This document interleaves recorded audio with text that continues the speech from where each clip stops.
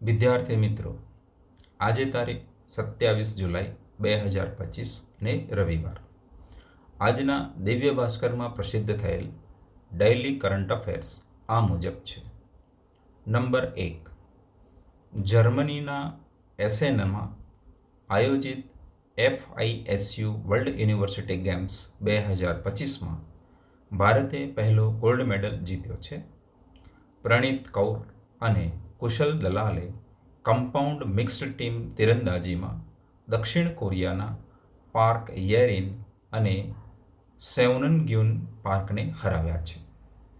Number 2, પ્રધાનમંત્રી નરેન્દ્ર મોદી અને માલદીવના રાષ્ટ્રપતિ ડૉક્ટર મોહમ્મદ મુઇઝુએ સંયુક્ત રીતે માલદીવમાં બનેલા નવા સંરક્ષણ મંત્રાલયના ભવનનું ઉદ્ઘાટન કર્યું છે.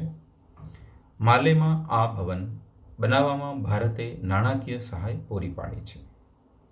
નંબર 3, સરકારે સસ્તી અને સામાન્ય દવાઓ પૂરી પાડવા માટે પ્રધાનમંત્રી ભારતીય જન ઔષધિ પ્રોજેક્ટ શરૂ કર્યો છે.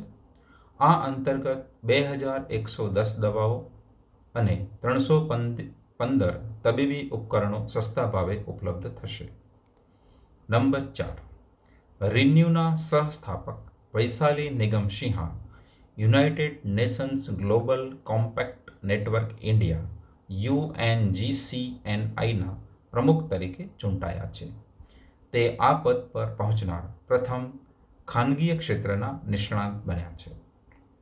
નંબર 5, ગૃહમંત્રીએ સહકારી ક્ષેત્રને પ્રોત્સાહન આપવા માટે નવી રાષ્ટ્રીય નીતિ જાહેર કરી છે. ધ્યેય દરેક ગામમાં વ્યવસાયિક સહકારી સંગઠનો બનાવવાનો છે. અગાઉ આવી નીતિ 2002માં લાવવામાં આવી હતી. નવી નીતિ 23 વર્ષ પછી આવી છે. નંબર 6, ઇસરોના અધ્યક્ષ અવકાશ વિભાગના સચિવ ડૉક્ટર વી નારાયણને GP Birla memorial award lifetime achievement મળ્યો છે. તેમને ભારતના અવકાશ કાર્યક્રમમાં તેમના યોગદાન બદલ આ એવોર્ડ આપવામાં આવ્યો છે. નંબર 7, પ્રોફેસર ઉમા કાંજીલાલને Indira Gandhi national open university IGNOUના નવા વાઇસ ચાન્સેલર તરીકે નિયુક્ત કરવામાં આવ્યા છે.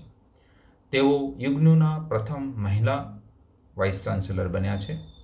1985માં સ્થાપિત IGNOU વિશ્વની સૌથી મોટી ઓપન યુનિવર્સિટી છે. નંબર 8, ભારતના પ્રથમ હાઇડ્રોજન સંચાલિત ટ્રેન કોચનું ચેન્નઈમાં ઇન્ટિગ્રલ કોચ ફેક્ટરીમાં સફળતાપૂર્વક પરીક્ષણ કરવામાં આવ્યું છે. આ સ્વદેશી કોચ ફક્ત પાણીની વરાળ છોડે છે અને તે ગ્રીન ગોલ્સ તરફ એક મોટું પગલું છે.